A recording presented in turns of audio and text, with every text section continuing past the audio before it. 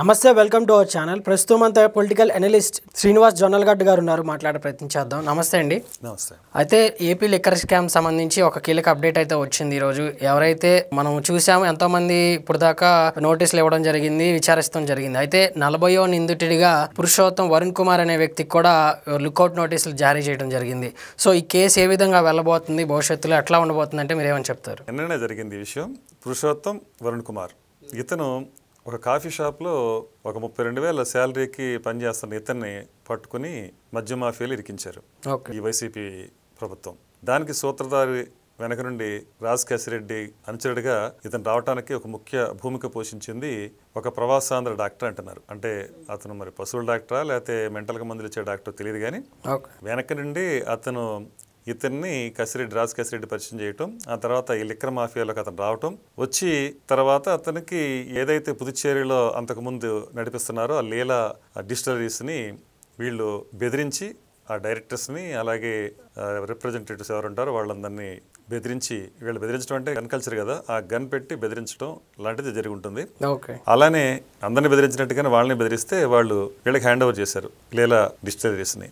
దానికి ఇతనికి ఏపీ తరపు నుంచి ఏపీ హెడ్ కింద ఇతను తీసుకుని కథ నడిపించడం స్టార్ట్ చేశారు. దానికి వీళ్ళు ఏపీఎస్ బీసీఎల్ నుంచి విపరీతంగా అనుమతులు తీసుకుని వాళ్ళ నుంచి ఆర్డర్స్ తీసుకుని లిక్కర్ కుంభకోణాన్ని స్టార్ట్ చేశారు. దగ్గర 459 కోట్లు ఎన్నో అంటున్నారు. అన్ని కోట్లు వీళ్ళ లీలా డిస్టిలరీస్ అకౌంట్లోకి పడ్డాయంటే అది చిన్న మొత్తం కాదు, చాలా పెద్ద మొత్తం. అందుకని ఇప్పుడు ఈ తీగ కదిలింది. అంటే ఇది 40వ తీగ. ఇలా ఇంకా ఎన్ని తీగలు కదులుతాయో, ఎన్ని తీగలు దొరుకుతాయో చేతికి, ఈ డంక్ ఎప్పుడు కదులుతుంది అనేది ఇక దగ్గరలోనే ఉందని అనుకోవచ్చు. ఆ విధంగా చూసుకుంటే ఈ అసలు నిజం చెప్పాలంటే ఈ లీలా ఈ డిస్టిలరీస్కి కనీస మౌలిక సదుపాయాలు కూడా లేవు మద్యం తయారు చేయడానికి. అలాంటి డిస్టిలరీస్లో మరి ఇంత భారీ ఎత్తున ఇలా మద్యం సరఫరా ఎలా జరిగింది, దీనికి అనుమతులు మరి అంతలా సులువుగా ఎలా వచ్చినాయి అంటే వడ్డించేవాడు మనవాడైతే ఆ చివరిన కూర్చున్నా కానీ అందుతాయి అన్నట్టు ప్రభుత్వం వాళ్ళ చేతిలో ఉంది కాబట్టి యథేచ్ఛగా ఆర్డర్స్ ఇప్పించి దీంట్లోకి కోట్ల కొద్దీ డబ్బుని కురిపించి దాన్ని అన్ని వైపులకి అంటే ఇమీడియట్ గా దాన్ని ఎక్కడెక్కడికే మళ్లించాలి అవన్నీ మళ్లించడం అనేది జరిగింది. ఇప్పుడు అదే ఇవాళ బయటపడుతున్న విస్తుపోయే వాస్తవాలు. విస్తుపోవడానికి ఉందండి. మాస్టర్ అంతా ఇంతకు ముందే ఈ మధ్య కుంభకోణం గురించి అన్ని రకాలుగా ఎన్నో రకాలుగా మాట్లాడుతూనే ఉన్నారు. అందులో మరో కోణం ఇది. అయితే చివరెడ్డి భాస్కర్ రెడ్డి గారు కూడా ఇందులో ఒక కీలక పాత్ర పోషించారని చెప్తున్నారు. కానీ మొన్న ఆయన విచారణ తీసుకెళ్తుంటే నాకు సంబంధం లేదు, ఇందులో కావాలని అక్రమంగా నన్ను ఇందులో పెట్టి ఇరిగిస్తున్నారు, కానీ పెద్ద పెద్ద పాత్రలు చాలా మంది ఉన్నారు, వాళ్ళని చూడండి అని చెప్తున్నారు. ఎలా చూస్తారు దీన్ని? ఆయన అన్నది కరెక్టే కదా. ఇంకా అంతకంటే పెద్ద పెద్దవాళ్ళు ఉన్నారు, ఈయన తర్వాతే ఉన్నారు, వాళ్ళు కూడా బయటకు వస్తారు. ఇప్పుడు అతని భయం వల్ల ఏంటంటే అంతకుముందు ఈ రాజకేశిరెడ్డి ఎవరో చెప్పారు, పొరపాటు నేను అంతిమ లబ్ధిదారు ఎవరనేది ఒక విషయాన్ని నేను మాట్లాడాల్సి వస్తే ఇక నాకు అదే ఆఖరి రోజు అని. సో ఇప్పుడు ఇక్కడ ఎవరైతే వీళ్ళ ఈ శివరెడ్డి భాస్కర్ సహా ఎవరైనా వీళ్ళంతా వాళ్ళకి అదే ఆఖరి అవుద్ది. అంతిమ లబ్ధిదారు అనేది ఎవరనేది వీళ్ళు చెప్పే పరిస్థితి అంటూ వస్తే అందుకనే వీళ్ళు పూనకాలు వచ్చేస్తున్నాయి వీళ్ళకి. ఇంకా దాంతో ఏంటంటే భయకంపితులు అయిపోతున్నారు, వణికిపోతున్నారు, లోపల విపరీతమైన భయం. ఎందుకంటే చెప్పకుండా ఉండే పరిస్థితి లేదు, చెప్తే ఉండే పరిస్థితి లేదు. సో ఆ విధంగా ఉంది కాబట్టి వీళ్ళ పరిస్థితి స్వర్గానికి నరకానికి మధ్యన అన్నట్టు వీళ్ళ ఊగిసలాడికి కొట్టుకుంటున్నారు. దాంతోనే ఇంకా పిచ్చెక్కినట్టు పూనకం వచ్చినట్టు తలుపులు తన్నటాలు, పేపర్లు చించేయటాలు, తినకుండా అలగటాలు, అరవటాలు, మీ ఎదురుగుండానే మేము ఇక్కడ ఆఫీస్ ఎదురుగుండా ఒక ఇల్లు తీసుకుని మీ ఎంత చూస్తామంటాలు, బెదిరింపులు, ఇవన్నీ కూడా దాంట్లో వచ్చి వచ్చిన అంటే వాళ్ళ అరాచకం తాలూకు భావజాలాన్ని మళ్ళీ మరోసారి ప్రతిపక్షంలో ఉండి కూడా అధికారం పక్షాన్ని బెదిరించే కార్యక్రమాలు, అలాగే అధికారులు బెదిరించే కార్యక్రమాలు చేస్తున్నారంటే ఇక ఇంతకంటే పరాకాష్టం కూడా లేదు. అయితే మద్యం ముడుపులన్నీ కూడా డబ్బంతా కూడా తాడేపల్లి ప్యాలెస్కి వెళ్ళిందని కొంత ఆరోపణలు వినపడుతున్నాయి. ఎలా చూస్తారు దీన్ని? రోడ్లన్నీ రోమ్కే దారితీస్తాయి అని చెప్పేసి ఒకప్పుడు సామెత. అలాగే ఇక్కడ ఏది జరిగినా కూడా అన్ని వేళ్లు అటువైపే చూపిస్తాయి. అది ప్రజలకి తెలుసు, అందరికీ తెలిసిన విషయం, అంటే జగమెరిగిన సత్యం. కాబట్టి ఈ విధంగా మనం ఎక్కడికి వెళ్తుంది అనేది ఇది తేటతెల్లమే, కానీ అది గుప్పిడిలోని నిజం. ప్రస్తుతానికి ఆ గుప్పిడి తెరిస్తే ఇంకా అన్ని తేటతెల్లం అవుతాయి. ఆ గుప్పిడి తెరిపించే ప్రయత్నమే ఇప్పుడు సిట్ అధికారులు చేస్తున్నారు. ఆ విధంగా ఇప్పుడు ఏసీబీ కోర్టులో ఇది ఎలా అయితే నడుస్తా ఉంది కేసు, త్వరలోనే ఇది ఆల్రెడీ ఇప్పుడు 40వ తీగ బయటకు వచ్చింది.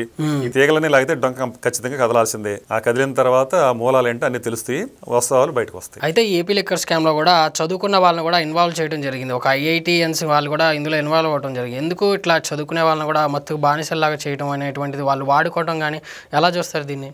ఏ ప్రభుత్వం అయినా యువతకి చదువుకున్న వాళ్ళకి ఉద్యోగ అవకాశాలు కల్పిస్తూ ఉపాధి అవకాశాలు కల్పిస్తాయి. జగన్ ప్రభుత్వం అంతకుముందు చేయలేకపోయింది. అంటే ఎంతసేపు వాళ్ళు అభివృద్ధి వైపు కాకుండా ఎంతసేపు బటన్ నొక్కటం, ఆ లబ్ధిదారులకి ఇవ్వాల్సింది ఇవ్వటం, ఇంకంత అయిపోయింది. ఇంక అడ్మినిస్ట్రేషన్ జోలికి కానీ, పరిశ్రమలు తీసుకురావడం కానీ, లేకపోతే ఉపాధి కల్పన కానీ, మౌలిక సదుపాయాలు కానీ ఏ రంగంలో కూడా వాళ్ళు అసలు పట్టించుకున్నది లేదు. దాంతో ఏమైంది, యువత రోడ్డు పడ్డారు. వాళ్ళకి అలాంటి నైపుణ్యం ఉన్న యువతని వీళ్ళు మరోలా ఉపయోగించుకున్నారు. ఎవరైనా అయితే ఉద్యోగాలు ఇవ్వటమో ఉపాధి కల్పించడమో చేస్తారు.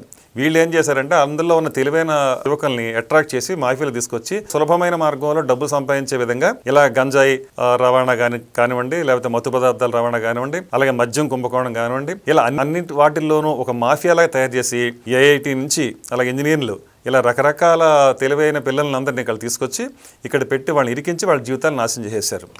ఆ విధంగా అంటే దారి చూపించాల్సిన ప్రభుత్వమే వాళ్ళని దారితీని లేకుండా చేసేస్తుంది. ఒక రకంగా చెప్పాలంటే నిర్వీర్యం చేసింది యువతని. మళ్ళీ ఇప్పుడు ఈ ప్రభుత్వం వచ్చిన తర్వాత ఇప్పుడు ఉపాధి రంగం అలాగే ఉద్యోగ అవకాశాలు పరిశ్రమలు వస్తున్నాయి కాబట్టి ఆ పక్కదారి పట్టిన యువత మళ్ళీ తిరిగి రైట్ వేలోకి వచ్చి మళ్ళీ వాళ్ళ భవిష్యత్తును వాళ్ళని ముందుకు తీసుకెళ్లాల్సిన అవసరం ఉంది.